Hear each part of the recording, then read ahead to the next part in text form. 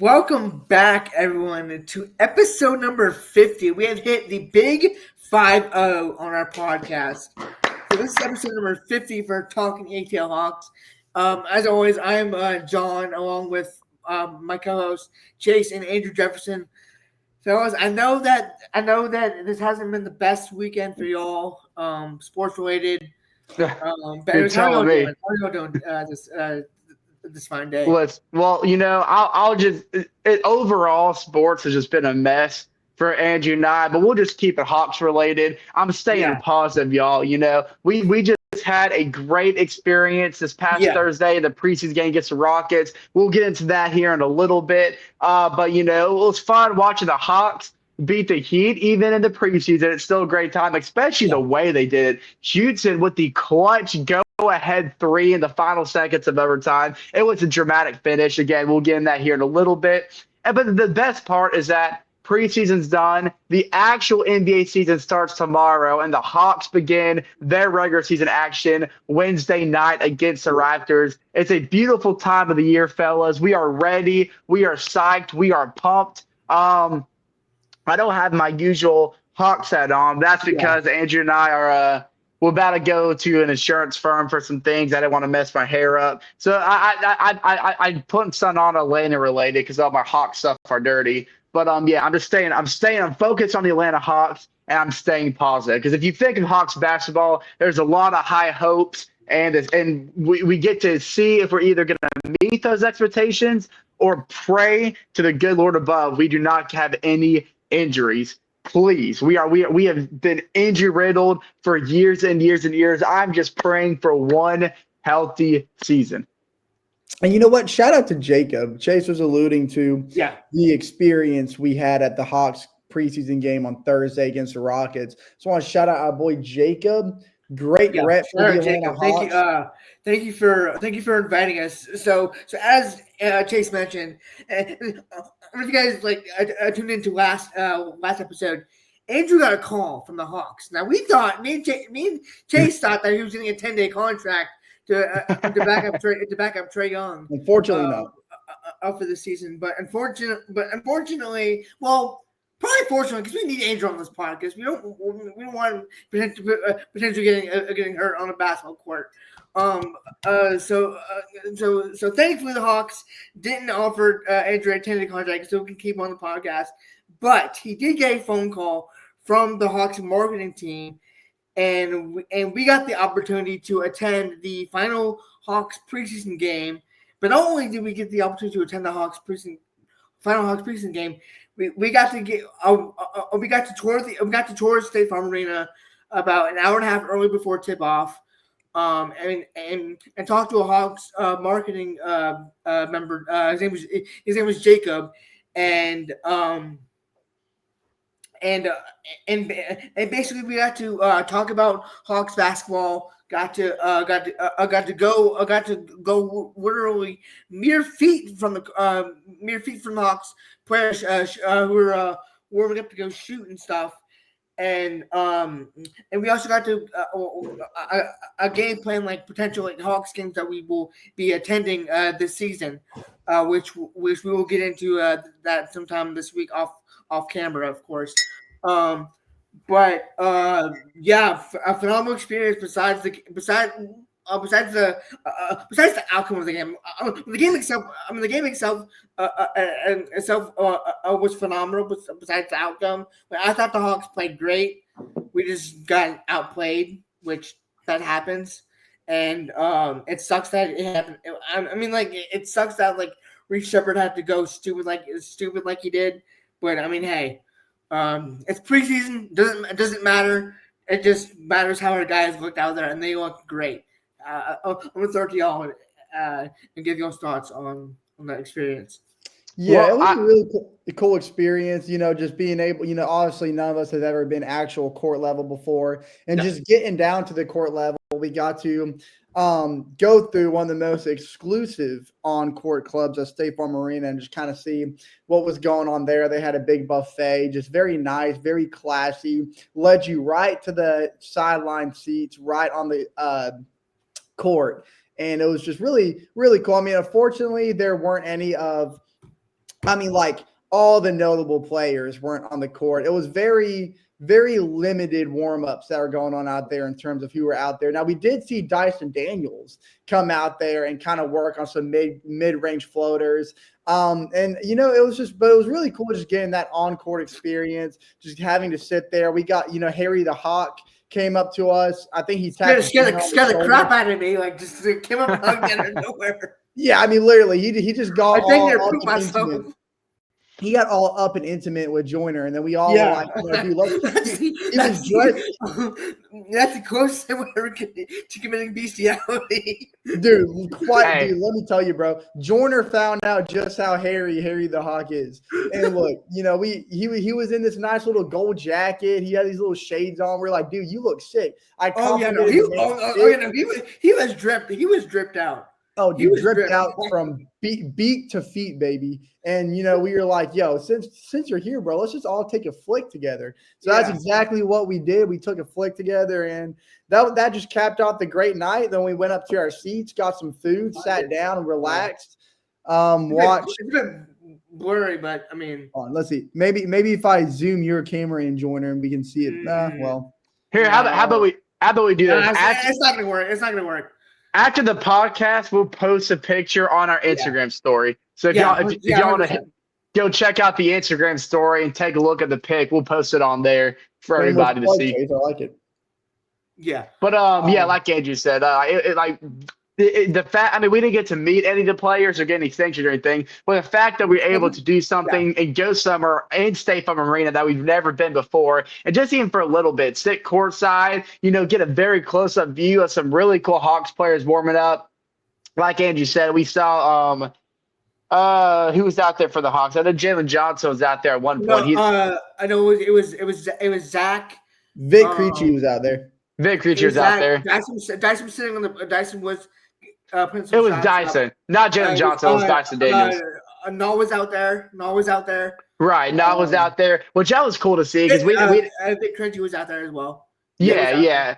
And it was cool to see Null there because when we went to the Fan Fest, Null wasn't in attendance. Yeah. But yeah, so and it was a very nice surprise. Like heading into the preseason game, you weren't too sure if the starters were even going to play, number one, how many stars were going to play, or how long they were going to play. Well, matter of fact, they practically played the whole daggone game. It was basically like a regular season game for the Atlanta Hawks. Jalen Johnson and Dyson Daniels didn't play, which is weird because like we saw, like Andrew mentioned, we saw Dyson putting up some shots. Jalen didn't put up any, but Dyson did. So we thought Dyson was going to play, but apparently Dyson and Jalen were the only Hawks starters that didn't suit up for the Hawks that game, which was a little embarrassing because even Kevin Durant was out there in some compression sleeves hitting some warm-up shots after we got back to our seats. But then of course Rockets later announced that no starters were going to play, but we had all of our stars, like Chase said, aside from Jalen Johnson. And practically touched the court the entire game. Yeah. And it kind of makes a little humbling. It's just a preseason game, so we're not looking too much into it. But the Hawks definitely got outplayed by all the Rockets bench players that were going up against some of the Hawks main core. I mean, and then it's important to note that they were rotated in and out a lot more frequently than they would have if this was an actual regular season game. So take that as you will, but we're not too concerned about it because preseason's all about rolling out the kinks, and that's exactly what we did in that Rockets game. But if we see that in the regular season, then we're going to start raging. But all we know though. If all the Rockets fans out there, Reed Shepherd is a dog, and Josh Okogie was one of the most underrated signings in the offseason. I honestly don't know why. I don't understand why a lot of people didn't talk about that Okogie signing because Josh Okogie was a huge piece for the Timberwolves since they got him, and the fact that the Rockets were able to snag him as an extra, whatever they decided to do with Okogie, I don't know exactly how many minutes there. Because he didn't get too many minutes in Minnesota. I imagine the Rockets are going to use him a little more, especially what he did Thursday. Josh Okogie is a dog. Josh Okogie played 32 minutes. Oh, and are you talking about on Thursday? Yeah. Yeah. He started for the Rockets and he played practically. He got starters minutes. I don't know exactly what kind of minutes to expect from Okogie when the season actually comes around. But I So Obi imagine and Jeff Green played a whopping 37 minutes. Jeff Green, of course. Yes. We watched Jeff Green. And I said, "Oh man, I'm not exaggerating. He's 39. He's 2 years younger than LeBron." And you know what? And it shows because Jeff Green didn't miss practically a single shot when he was out there. He was automatic no matter where he was from the court. You can tell he's been in the league for the long time. Even during warm-ups, he was one of the players out there for the Rockets, and he was doing these little post-fade warm-ups, bouncing off a defender. And, I mean, I think he took about 20 shots, and I only saw him miss one. Everything else went nothing but net, and everything about his form, his release point looked as pure as it could be. And you were right, Chase. During that preseason game, he was the go-to dish out player on the top of the key to knock down a spot up three whenever the Rockets were crashed inside by the Hawks defense. And, you know, we're going to get into a little bit more later, but our perimeter defense just really was non-existent in that Rockets game. And every time Jeff Green got the ball, he was wide open, and you could pretty much go ahead and punt through it on the scoreboard because, that dude was not missing. Yeah. But I mean, anyways, we're a little bit past time, but I do have a very interesting start bench cut for us. It's about potential all-stars for the Hawks, and this list is not including players that have been all-stars. So my list is start bench cut potential all-stars for the Hawks next season that could make an all-star team. That's never been an all-star before? Correct. My list is Jalen Johnson, Dyson Daniels, and the guy whose jersey I'm wearing right now, Zachary Richardson. Okay. You said JJ Dyson and Zachary, right? Correct. Well, I'll go ahead and throw this out there. I was already thinking of my list when you said that topic, Joyner, and those were the first three players that popped in my head. I think it's for pretty obvious reasons. Dyson Daniels, I mean, if you see, like, he could be like the new Draymond Green in the league in terms of, like, well, even better, because, like, Draymond Green has several all-star performances. Well, we know Draymond Green offensively doesn't produce much. He's a pretty solid playmaker, but everybody knows Draymond Green for how dominant of a defender he's been in the league since he's joined the league. I think Dyson Daniels can kind of entice the same presence, although we're obviously going to get a little more from Dyson offensively than you would Draymond Green. But I think everybody from here on out, especially what he did last year, is going to know Dyson Daniels and is going to know his name from the defensive presence he puts on the court, especially when against the guards in terms of steals he racks up. And I think that could be enough to put him in the All-Star game, just like it did Draymond. Okay, so my list is actually going to differ from your guys' list a little bit. Number one, I am definitely playing Jalen Johnson. And I mean, year 5 Jalen, it's incredible to think that he's already been in the league for 5 years now. But I feel like, and again, it's all going to revolve around the truth of if he stays healthy. Because last year, I truly believe last year he was developing into that final all-star phase towards the end of the year when he got hurt against the Raptors. Well, now he gets his get-back game against the Raptors, and I believe this is going to start his path to an all-star appearance this year because it is about time. If he just stays healthy, he will break that final seal that will unleash him to be the true raw talent of an all-star player that we all know he can be. Secondly, I'm actually going to do something a little interesting, and I'm going to put Nickeil Alexander-Walker, and mainly because I feel like this is going to be the biggest role on a team that Nickeil Alexander-Walker has had to endure. Now, I know it's bold saying this because he's going to be coming off the bench, and rarely ever do you see bench players get the nod in an all-star game. But speculating that he's going to be the go-to sixth man, I think he's going to make a true case to be the sixth man of the year because of the exaggerated role that he's going to have coming off the Hawks bench, complimenting Dyson Daniels from a strong defender from the wing perimeter spot and just his ability to score inside. I mean, we saw it a little bit in the preseason game. That guy can drive and he can finish with harsh contact. He's going to get to the line a lot. He's going to draw a lot of fouls, and he's got a good spot at mid-range. So I feel like he has all the attributes that if he can get those true six-man minutes complement Dyson well from the wing perimeter when it comes to defense and finishes strong inside all season long, I think he could get one of those final bench spots in the All-Star game and potentially win this Sixth Man of the Year award. And thirdly, what? Actually, I just want to point out real quick. Actually, bench players making the All-Star game is not as uncommon as you think. There's actually been a lot of. Actually, I wanted to look it up when you said that. And I looked up NBA bench players that made the All-Star game. There's actually a crap ton. Really? But to your point, Andrew, most of these players, bench players who made the All-Star game, end up winning Sixth Man of the Year. Like Lou Williams, for example. Every time he's won Sixth Man of the Year, he was in the All-Star game. Manu Ginobili did it when he was a youngin. Drew Holiday's done it multiple times. Andre Iguodala did it a lot on the 76ers. DeMarcus Cousins when he was on the Warriors. And then Karen Butler, Lamar Odom, and Andre Jameson. Those are just a few. So actually, to your point, Andrew, so now is actually not a hot take. There's actually a lot of bench players that actually do end up making the All-Star game.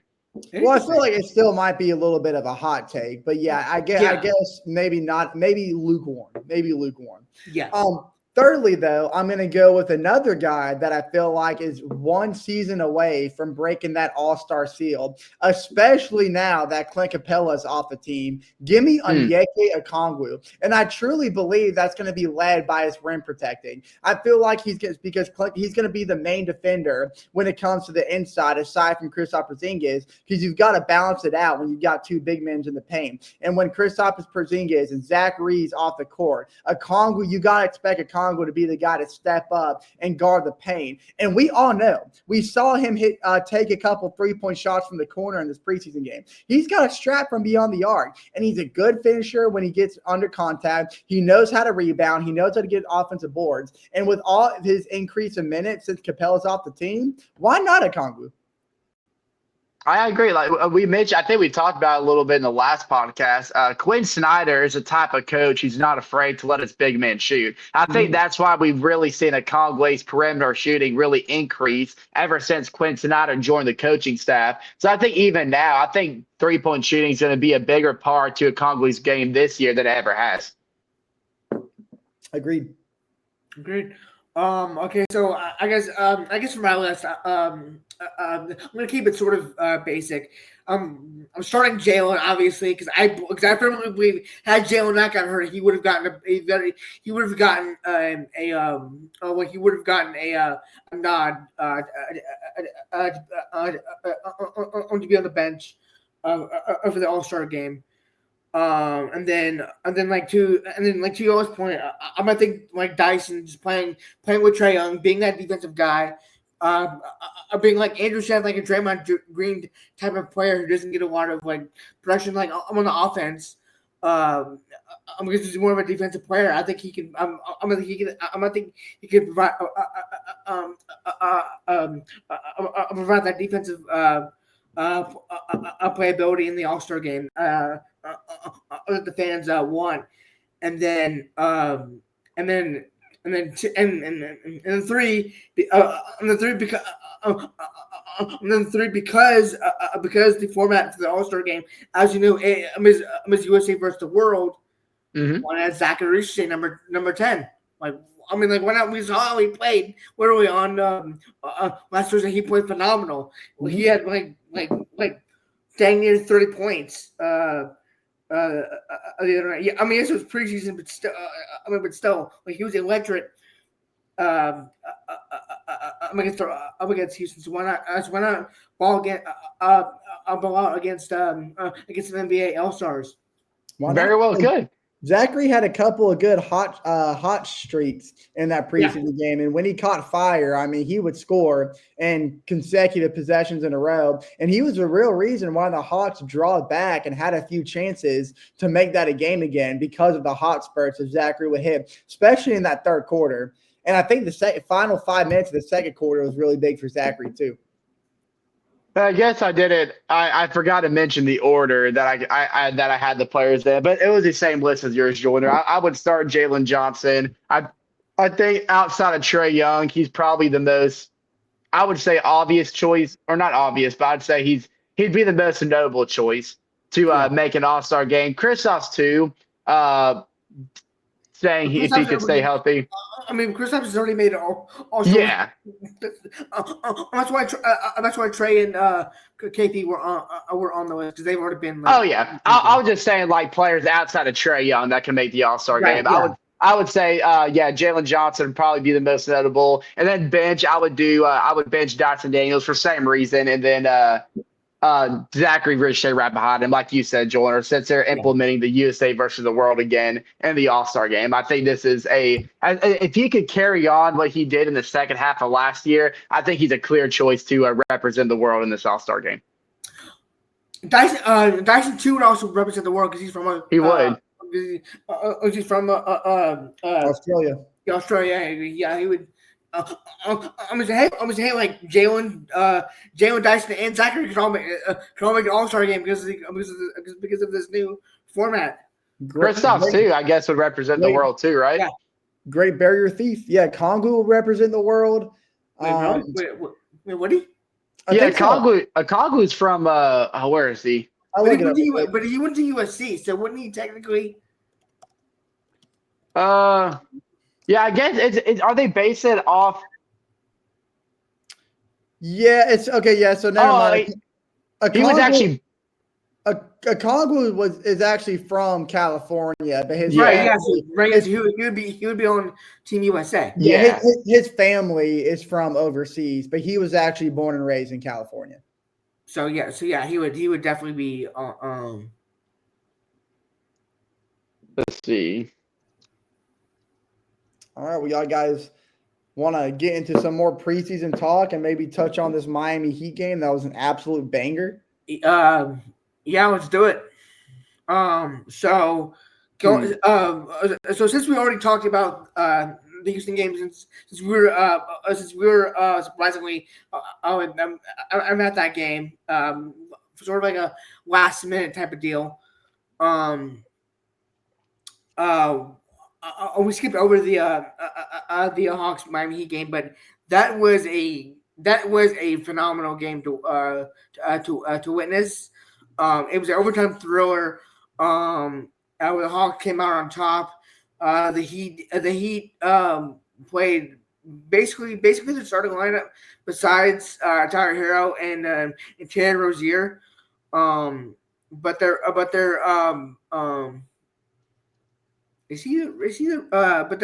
rookie Kasparas didn't play either. So, but the Hawks starters didn't play at all either. The Hawks starters were Jacob Toppin, Asa Newell, Dante. I still don't know his. I still don't know how to say his first name. Is it like Nefeli or something like that? I don't know. Nefeli, Dante, Keaton Wallace, and then Vic Krejci. One more Keaton. Yeah. Yes. For those who don't know, this is Andrew's first time saying that he is a verified Keaton Wallace lover. I've never said that before, but I guess it's time to finally say it. I do love Keaton Wallace. I guess, Andrew, while on the topic of Keaton Wallace, Andrew, if you want to, for all the Hawks fans who might not know, want to break the news about Keaton Wallace that came out the other day. Woo! Love to hear the news. So Keaton Wallace, for those who don't know, well, actually you don't know, Keaton Wallace is. I do love Keaton Wallace. I don't think I've ever said it before, but yeah, for those who don't know. Basically, Keaton Wallace, ever since he's been on the Hawks, has been under a two-way contract, meaning he gets switched between the Hawks and the Skyhawks, which we didn't mention. Shout out Jacob again, the Atlanta Hawks rep. At the end of the game, he met us again at his little table that he had set up right behind where our seats were, and he gave us free College Sky Park Skyhawks. That's a College Sky Park. College Park Skyhawk tickets. We can redeem them for any College Park game. It's up to our choice, and I believe you can bring your friend along too with the ticket. Yeah, it's for I have the voucher right here. It's good for 2 complimentary tickets. Yep. Enjoy a game for the 2025-26 Skyhawk season on us. To redeem this voucher, blah blah blah. There's a discount code. Interesting. I think we're gonna get to the game against the Raptors so John can see his long lost brother. No, I don't want to go to that one. He should have laughed. He should have been. He should still be in the Skyhawks. But going They're back, talking about. We're talking about the Joyner that Jarkel Joyner. He went to NC State. played a small stint with the Hawks last year. Now on the Toronto Raptors G League team. Yeah. But going back on Keaton Wallace, since we're talking about G League, he's been on a two-way contract since he's been in Atlanta. But as of earlier, a couple of days ago, I can't remember what day exactly of the week, maybe Friday. I can't really remember. But a couple of days ago, his two-way contract was converted into a standard. It was on Saturday. I do remember now, Saturday. It was converted to a standard one-year deal where basically means that now he has a full NBA contract, so he'll no longer be bouncing between College Park and Atlanta. He's going to stay a fully tenured Atlanta Hawk for this year, which means he has the option the Hawks have the option at the end of the year to extend him and give him a full extended NBA contract, and he can stay Atlanta Hawk forever. Because for those who don't know, I do like Keaton Wallace. I don't know if I said that before, but no, yeah. The first time hearing it. Yep, there you go. So yeah, congratulations, Keaton. Yeah. Congratulations, Keaton. But yeah, I guess a little more about the Hawks and Heat game. I guess the most notable part for me, like Jordan mentioned, none of our starters played. It just consisted of Toppin, Newell, Dante, Vitt, and so on and so forth. Shout Lamont Butler got almost 40 minutes. Who's no longer on the roster? We raised him. Yeah, which he actually played a pretty solid game. 18 points, 6 rebounds, 5 assists.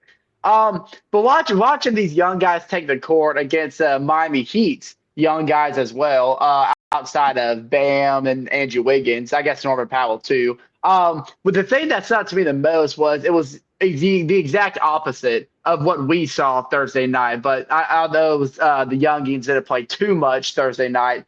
But against the Heat, they showcased great perimeter defense. Great outside defending, really forced the Heat to make all their points inside, which they did because the Heat shot a whopping 5 for 34 outside the arc. That's 14%. And they racked up 22 more points inside the paint than the Atlanta Hawks, but they had to. The Atlanta Hawks forced them to score inside because they could not shoot at all. And it wasn't just like they were missing threes. A couple of them were wide open, but for a majority of them, they were just very well contested. They did a lot of outside the perimeter ball moving, but they did a great job, closing in on these shots and really making it difficult to knock down shots beyond the perimeter because they were very well contested. Now, for granted, the Hawks didn't shoot too well beyond the arc themselves, 25% shooting 12 for 48. So a lot of their points, of course, came inside as well. But to that point, to talk more about defending, especially in the first quarter, we really made it difficult for the Heat to produce any type of ball movement as we racked up a good bit of steals, 11 steals to their 4. And that's also including 15 blocks to their 6. So even though the Heat got 22 more points in total shooting inside the paint, we still made it very difficult, very well contested, and we really did a good job disrupting their ball movement. And Asa Newell, I think, was someone I was most impressed with, even though Jacob Toppin statistically had the best game. Asa Newell, he is a dog, quite literally, but a dog on the inside as well. He got a lot of his points, running the baseline and getting a lot of baseline jams. I think that's just a small sample of kind of like what he's going to bring to the table this season. I think he's going to be a lot of a baseline presence, a lot of squeaking his way inside, pick and rolls to really attack the paint. And he had a couple of instances where he made some really contested layups and got an and 1 or 2 as well. That's exactly that's what we drafted him for. That's the type of player he was at Georgia. He's a great contact finisher, very dominant in the paint. I think that's what he represented in the preseason game against the Heat. Is that this is exactly what he drafted. We drafted him for these reasons, and that's exactly the type of game we get from Asa Newell as well. So very impressed and very excited to see that. Yeah, and I think basically what the emphasis of this game was and what you really like to see because of all the young guys that played, because you can allude to the three-point struggles, but when you get a bunch of young guys who don't typically get those kind of minutes, you're going to get exaggerated shots from the three-point line because that's just how the NBA game has expanded throughout the years. That's just going to be the main emphasis for scoring for a lot of these young guys. But what I really liked is what we saw down the stretch, because it wasn't a clean game at all. Like, Chase, you were just going through the box score statistics for both sides, but especially for Atlanta, it wasn't a clean game defensively from inside the arc or just our shooting altogether, but we found enough to win.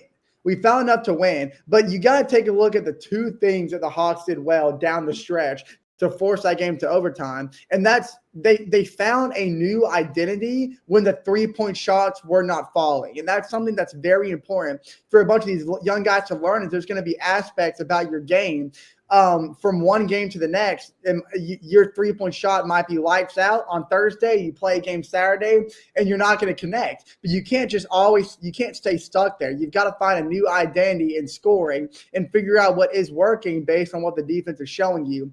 And like I said, you look at the Hawks offensively, there was issues on the glass because you had all these half-court rotations when the Heat were in transitions, and that led to easy inside scoring for Miami, and we struggled to get rebounds when we did put a body on a guy in the paint because we were just outnumbered because we couldn't rotate quick enough to get to the other end of the court. And Miami, you got to tip the none of them. They forced a lot of turnovers in that game.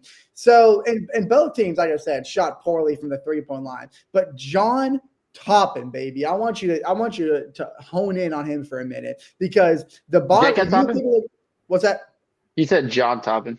Did I really say John Toppin? Yeah, it's Jacob. Oh, sorry, John. You're just always on my mind.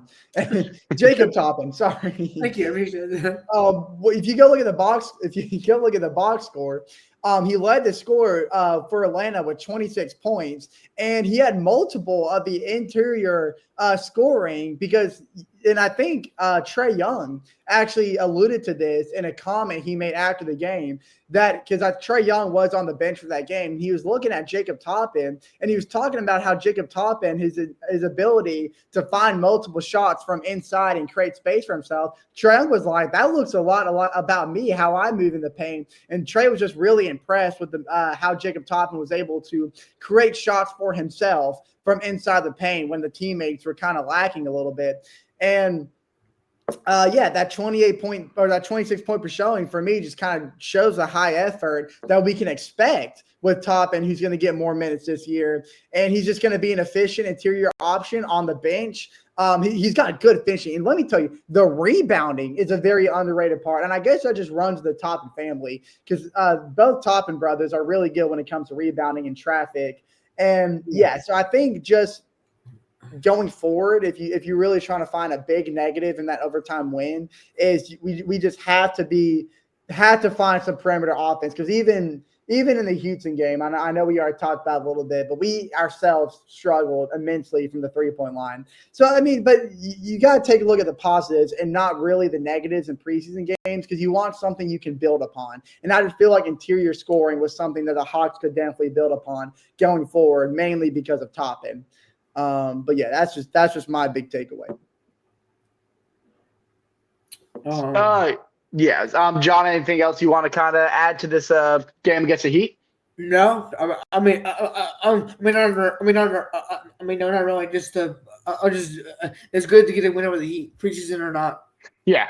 No matter what the instance is, anytime we beat the Heat, it's a good day. That's for sure. Amen. 100%. Amen. So I guess with that being said, I guess we can kind of recap the personal up and close experience we got Thursday against the Houston Rockets. I thought we did that. I thought we did that already, did we not? We did. Oh, we already recapped the game? I guess we talked about it a little bit. We didn't recap the game entirely. Oh, okay. Well, yeah. Oh, yeah. I thought not the experience. I thought we were going to break down the game a little bit more. Okay, we can. Yeah. Yeah, John, if you want to go ahead and get started and kind of talk about what you liked and what you disliked in that Thursday night performance against the Rockets. I mean, there wasn't really a lot that I disliked other than the fact that the only thing that I didn't like was that was the final score. I mean, because I thought that we played great. Well, I just thought that we got outplayed, which that's obviously. I mean, because there's no excuse for our pretty much our 12-man rotation to get outscored by a bunch of third like bench guys. Yeah. I mean, like no one on the Houston Rockets starting lineup played that game besides maybe Reed Shepard might start for Houston now that Fred VanVleet has a torn ACL. That'd be a great replacement. Even if like he wasn't going to start, he made himself a case to be the Rockets starting point guard like after that game because he killed us everywhere. He did. 3 He really did. 3-point in the paint, defense, just everywhere. He killed us. He had 29 points, shot 12 for 22, 5 for 13 from 3, 6 rebounds, 6 assists, and 4 steals. And I guess to me, like I'm gonna kind of piggyback what you said, Jordan, when you were talking about, this was our starters for the majority outside of Dyson and JJ versus a lot of their bench pieces, and they're kind of like back of the end bench players. And it's a preseason game, like you said, so you can't look too hard into it. Right. But it is a little bit of an eyesore to kind of look at this performance and say that's how you capped off the preseason. And another thing I want to note is that we went 12 deep. The Hawks rotated 12 different players, while the Rockets only rotated 8. The least amount of minutes on that roster was given by Kevin Harris, who got 21 minutes. Everybody that got no less than 23 minutes, with a lot of them reaching the 30s. So the Rockets did not rotate very well. These were players who were going long stretches throughout the entire game, yet it still felt like they outpaced us, though we were giving out the more rest. So that's another. Houston wanted their undefeated streak. Because Houston did finish like 4-0, and we finished 2-2. I just think Houston just wanted to finish 4-0 in the preseason, and I don't know why you so cry about your record in the preseason. Preseason, this should be where you're trying to figure out like who's gonna be like staying. The preseason should be like figuring out who's gonna be staying on your roster and who's gonna like make your 15-man rotation and who's not. That's why the Hawks rotated so deep because we played. We pretty much played the guys that we're gonna play throughout the regular season. The guys that didn't notably play that suited up was Mogay, Nicole Durgis, and Eli. And then Eli, John, and Day. Those guys made the roster. So I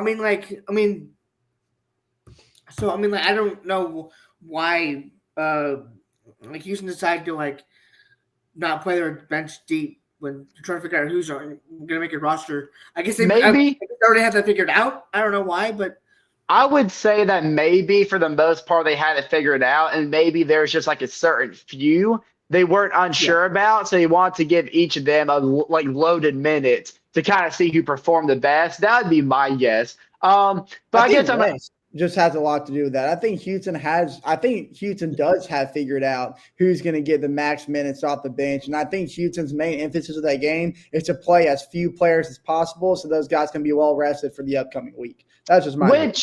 That's a lot of rest, though. But that's the way Houston wants to roll because they do play tomorrow night. So I guess they play before everybody else. Right. Yeah, they play against the Thunder, which, that's the Thunder, so. On the road, defending champs. So maybe that's ring night. That's ring and banner night. Yeah, they're gonna be hoisting up that banner tomorrow. So maybe you're right, Andrew. Maybe they kind of looked at it as like we start a day before everybody else, so we can afford giving these guys an extra day of rest. That's probably a pretty good point. But I'm gonna ignore the fact for now of what the exact matchup was and who we're going up against, and just focus on the Hawks as in general. And when we saw the starters play the court together, which is really just the first half of the opening preseason game and then practically a majority of this game against the Rockets, one thing we already saw right off the bat, we talked about it a lot in the group chat, is the chemistry's already there. Between Trae Young, Jalen Johnson, Kristaps Porzingis, Dyson Daniels. It's all there. And even throwing the bench pieces with Nickeil Alexander-Walker and Luke Kennard, who are going to get the most minutes off the bench. Like, the chemistry's there. Like, we're already meshing together well. The ball movement, the transition, it's there. My one worry, though, which is what I saw against the Rockets, Andrew, you're shaking your head. I think you kind of know where I'm going, is the chemistry's there, but I don't want to play too aggressively, like I saw against the Rockets. And that's I think that falls a lot in the hands of Trae Young, because though we added more weapons around him, one thing's going to remain the same. Trae Young is our floor general, no matter what. He is our ultimate playmaker. Which he needs to be. This is something that kind of fizzled out towards the end of last year, was Trae Young was a lot more careful with the ball. And I want to see more of that, because we all saw it. Trae Young made some horrible decisions against the Rockets and forced a lot of turnovers. But not really just – do you have the box score pulled up? How many turnovers did we have? Because it was a lot. It was like 15, I think. It was more than that. In general, 20. We had 20 total turnovers as a team. And actually – a lot of that, 17 of that 20 turnovers. 21. We had 21. And 17 of those 21 turnovers came from Houston stealing the ball. And a couple of them were just like good hand plays, like guarding the guards at the top of the key. But a lot of them were just disrupting passing lanes and just stealing the ball right out the air. And a lot of that fell in Trae Young's hands, especially in the first half. And the step back three that he had that was blocked and then taken all the way for a fast break dunk. And this is the danger. Like, this is no doubt the best team Trae Young's had around him. And this is a loaded roster in the starting lineup and off the bench. The danger is I don't want Trae Young to see it, and he's smarter than this. I don't think it's going to be too big of an issue, but it could be. I don't want him to see this as an opportunity to play loosely. I don't want him to play too loosely where he feels like a mistake can't be made. Like, he can't be too aggressive. He can't be too careful, because he definitely can. I think if Trae Young can implement what he did in the second half of last year and bring it to this year, this could easily be the best version of Trae we've ever seen. This could also be the first time we've seen Trae Young limit his turnovers drastically, because obviously that's been Trae's biggest flaw since he joined the league, is an insane amount of turnovers. And I think just as easily as he can be dominant if he's careful with the ball and induces chemistry in a careful way, it can be just as dangerous if he plays too loosely. He's still a turnover machine. That could really hinder the Hawks this year, and that could be a key decision in his future, because turnovers kill a game. And let's say we lose a lot of close games because of turnovers, and then halfway through the season towards the All-Star break, the Hawks aren't exactly where we thought they'd be. That could be a huge factor in what happens to Trae Young for the future with his future in Atlanta. So we can't mess around with this. Trae Young has to be the most careful he's ever been, despite having the most loaded roster he's ever had. Yeah, and I think, and you touch on it already. You take a look at this game, and it being the last preseason game before we get to regular season, you look how the Rockets just shot better overall. The three-point line differential I have right here, 40% from Houston, 28% from Atlanta. You said it, Chase. You talked a lot about the turnover differentials and how Houston's just you give Houston those turnovers, or just forget Houston. You give any team those turnovers and any team that efficient offense, the gap's going to be open. And you look at Trae's line, 12 points, 10 assists, but that came with poor shooting efficiency, 4 for 14 from the field. And thankfully, Zachary Richardson and Kristaps Porzingis were our statistical leaders in that game to keep it in reach, at least going into the fourth quarter. Richardson, John talked about his amazing performance, 24 points. Yep. Kristaps had a double-double, 23 and 13. But it all came down to what the Rockets were able to do. They had the high energy on both of their two-way wing players, because what we don't realize is Reece Sheppard, Josh Okogie, they play great games. But one name we haven't mentioned is Isaiah Crawford. Made a lot of noise in that game, especially late in the stretch. And I think he's going to be a big piece off Houston's bench in the coming season. But I do want to talk a little bit more about Zachary Richesay, and because I think his big performance, not just in this game, but what he's done all preseason, is a very important story for the Atlanta Hawks, because his 24 points on 10 of 18 shooting, to me, shows that we can expect year 2 Zachary to be very highly efficient, kind of like how he was from February and beyond of last season, because he is a wing scorer. And like I mentioned earlier, his short spurts can give the Hawks either a big lead advantage or draw us back out of a deficit. And for Hawks fans like us, we have to keep an eye on him as a potential instant impact scorer, not just a year two guy who's developing still out of his rookie stages, but a guy that can make a meaningful impact on a team right now. I'm talking about, I wouldn't be surprised at the end of the year if Zachary is the 3rd or 4th best scorer on the team, just because of the quick development we've already seen from year 1 and year 2. And going back to your point, Chase, if Trae Young plays his cards right and really utilizes the newly built team over the offseason, that alone, along with Kristaps, a healthy Jalen Johnson, Nickeil Alexander-Walker coming off the bench, that should take a lot of pressure off Trae Young when it comes to how he feels like he has to be that elite facilitator, because he still is, and he still can be with the roster, but he's got to tune up his efficient scoring. He's got to tune up his turnover control. He's got to, and his ability to defend teams on the screen and roll, it's never been a strong suit. So he has to know he can rely on bigger guys like Zachary, Kristaps to pick up on those failed pick and roll moments. And then again, going back to Nickeil Alexander-Walker, he contributed very well, 17 points off the bench. And he showed that the additions he has to this offense and the depth that he gives to the bench. But when the starters sat in this Houston game, that's when Houston's depth outscored Atlanta's young players. I guess Nickeil Alexander-Walker isn't necessarily young, but guys that normally don't get a lot of minutes. And again, that's not going to be a super big worry come regular season time, because we're not going to rotate our starters in and out that much during a regular season game. But it is important to know. And then just one last point for me is something that, again, I was concerned about that we haven't really touched on, is I think it's safe to say probably the last 5 seasons, Atlanta's ability to rebound has been horrific, especially on creating second chance points for ourselves. And that is regarding the fact that Clint Capella's first 3 years at Atlanta, he was always a top 5 finisher in the NBA when it comes to total rebounds, but we were still getting out rebounded by drastic amounts. And the defensive rebounding and second chance points that we were allowing Houston to get, and that was a big key factor to why Houston won that game so largely, because they had an ability to extend possessions because we couldn't rebound defensively. And that turned into second chance points, which again tilted the momentum in Houston's favors even after we got good stops, simply because we couldn't get the rebound. And of course, Porzingis is going to help on the rebounding. Of course, Okongwu is going to help on the rebounding. But again, they were on the court in that game, and we still got out rebounding. So we actually did get out rebounded. We out rebounded them by 10. Oh, did we? Yeah, we actually had 6 more defensive rebounds than Houston. Oh, guys. Okay, this is embarrassing. I still had the Miami box score pulled up. Okay. Yeah, Miami absolutely out-rebounded us. But Yeah, Andrew, to your point, I don't think you're necessarily wrong.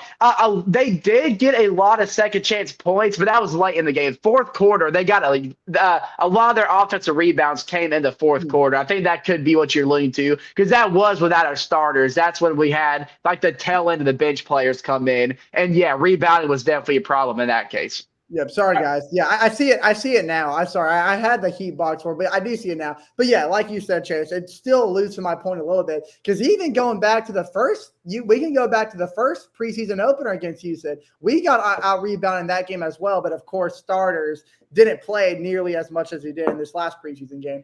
But overall, I think just the bottom line, and I will say this because I know we've kind of talked about a lot of negatives and a lot of positives, but I think it's important to draw a bottom line is you got to be able to the offense. This offense is its ability to come alive at times of the game is better than probably most teams in the NBA because of the talent we have. But I think I think it's important that we don't get too top heavy in terms of like how we score, because we have multiple ways to score because of the size we've gotten in the paint and because of the inside scores we have now with Kristaps and a healthy Jalen Johnson. So I think if you're Trae Young, you've got to be able to rely on Trae Young to create space. You got to rely on Porzingis to create space. And with emerging guys like Ricochet and Toppin, because I think Toppin's going to be having increased minutes after what he's done in the preseason. I think if you're Trae Young, I think you have to rely on Trae Young's main goal has to be creating spaces for this guy. And if he creates space for the teammates around him because of the abilities we have to score now, his assist numbers, this is his best chance to – I think he could easily – and I don't mean this by any stretch of the imagination. I think he could easily average around 15 assists this season if he just focuses on creating space for his teammates. Because I saw a post on Instagram and it kind of showed that Trae Young, ever since he's joined the league, has increased his assist numbers by nearly 1 every single year. Last year, he averaged nearly 13 assists per game, and that's with teammates he doesn't have now. That was with an injured Jalen Johnson. That was without Kristaps Porzingis. That was without Nickeil Alexander-Walker. Now that he has those guys, why can't he average 15 assists a game this season? All he's got to do is just worry about creating space for his teammates. And something else I want to point out that I think killed us is the free throw attempts. Yeah. Good point. Good attempts point. and a makes. Like, 27 attempts, that's ridiculous. Especially for a preseason, you shouldn't be sending guys to the foul line that often in a preseason game. That's just unacceptable. But I mean, I digress. It's a preseason game. It doesn't mean that. It doesn't mean much. All I wanted to see is that the Hawks played well. We played well. Houston just played better. Yep. And I will say, like we can always say, it's just a preseason game. You don't want to look too hard into it, which is very true. And though the Rockets were pretty dominant from deep, shooting basically 40%, 19 threes, they still got a lot of shots inside as well. And I think this was a problem, I think, last year as well, was just like very soft inside defense. And but it wasn't necessarily from our big men, like Clint Capel. We complain about it all the time. His inside defense was very soft, but it was the guards this time. And Trae Young, that's not too surprising. You can expect that for him. But shockingly, Nickeil Alexander-Walker, when he was contesting guards who were driving it inside, very soft inside defense. And I think that's very opposing to what we saw with him in Minnesota, especially in the postseason. He made a lot of great inside plays defensively. Yes. So I was very shocked to see him play very soft coverage inside. Now, then again, it is preseason,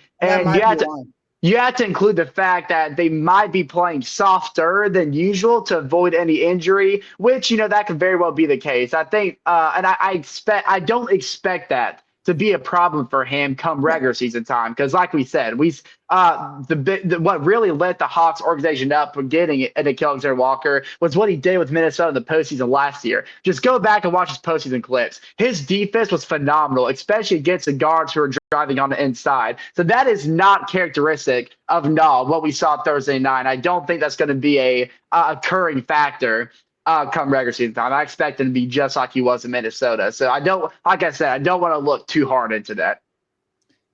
I will say, I did just get an interesting notification regarding the Hawks season opener against the Toronto Raptors. Well, it's good on our end. So the Raptors just released a statement that Jacob Patel and Scotty Barnes are to be monitored as game time decisions. Oh, wow. Going into this game. Now, it says that Scotty Barnes is likely to play, but expect Jacob Patel to either have a massive decrease in minutes or just not play at all in this game.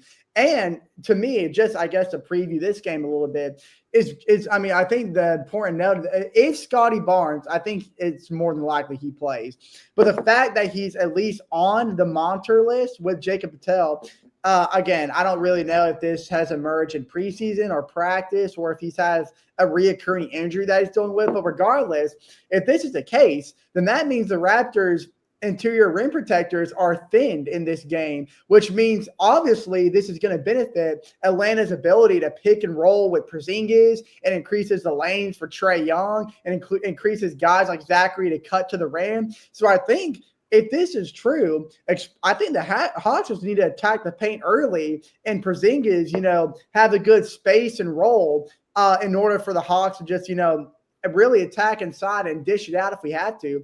But I feel like if this is the case, then if you're Quinn Snyder, I'm just looking at my guys and I'm like, hey, if you really want to show the world how much better we're going to be at scoring inside this year, do it now. If Jacob Patel is not going to be on the roster, or if Scotty Barnes is going to get limited minutes, or however they're going to deal with Scotty. But that is some interesting news right there.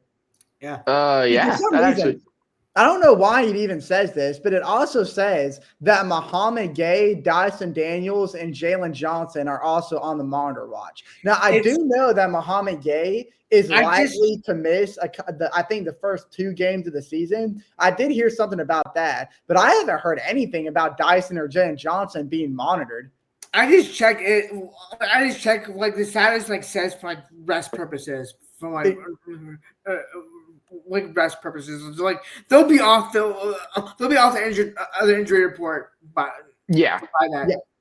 But we saw it all last year. The Hawks they do not have a good track record against the Raptors. That's just a team that we've always struggled against. Yeah. But that's mainly because of Scotty Barnes, our difficulty to score inside. When we play the Raptors, a lot of the game is going to defer to how we shoot on the outside. So like you said, Andrew, if that's the case and they do miss this game, then that's not going to be a problem. That's a huge advantage for the Hawks, especially with the new inside scorers that we just add to the roster. Obviously, Kristaps, Nickeil Alexander-Walker. And then if we do have to shoot outside, Luke Kennard's right off the bench, so I think if that is the case, that does definitely play in the Hawks' favor. But even then, even if they are healthy, I think the Hawks are better suited to face the Raptors than we were last year, assuming they're going to pose the same problems they gave us a season ago, which they basically had the same roster outside of Brandon Ingram. So that could very well be the case. Yeah. So, yeah. Yeah. Do we have anything else we want to say, or do we want to wrap it up here? I think all I have left to say is just I'm ready for some Hawks basketball. Yeah, baby. I'm excited for basketball and for basketball in general. I can't wait to watch the games tomorrow, and then obviously watch the Hawks beat up on the Raptors on Wednesday. It's going to be a great time, ladies and gents. Next time we make an episode, we'll be talking about meaningful Hawks basketball.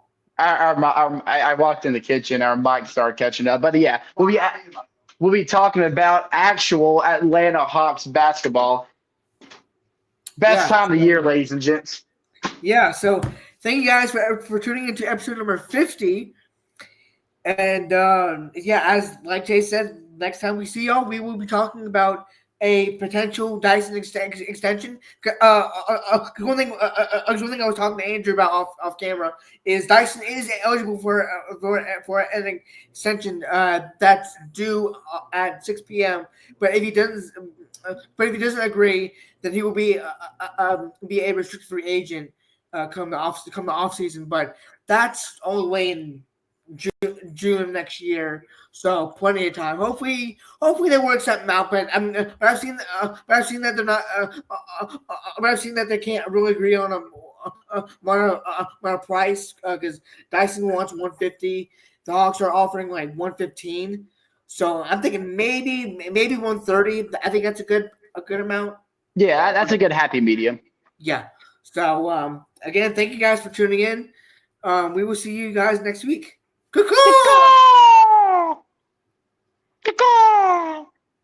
And you got any episode?